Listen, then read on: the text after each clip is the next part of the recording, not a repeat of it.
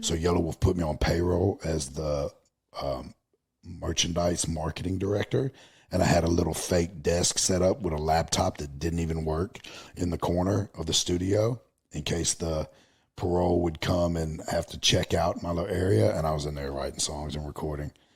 A little workaround, but you were working. It's just not probably an official version of what work looks like. Yeah, well, and then so they were going to violate me and send me back because I was putting up these documentary episodes, and they were like, this isn't a real job. So they were about to send me back. They came and told me, they said, hey, you're going back to prison. This lady came in. She was on fire. She was like, I'm sending you back to prison. And I think, oh, this is BS, da-da-da-da-da. You need to get a real job. This isn't a real job.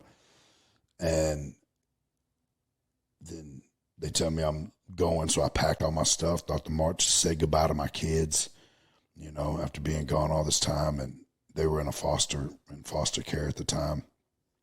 I had to say goodbye to them again. Woke up the next morning and they were like, hey, we need you to come downstairs. I thought marshals were there to pick me up and go in there. And that lady was like, you know, somebody called and you know, I guess you got somebody on your side, but you know, we're putting an ankle monitor on you, da-da-da-da-da, and you're going to do this and you're going to do that. And I was like, oh shit, I'm not going back. And then she leaves and the director of the halfway house calls me in there and he puts me on speakerphone and it's the lady that's over all the programs. And she's like, dude, I love your documentary. She's like, I'm going to start using it because greatness is in the gray area and we've been black and white for so long.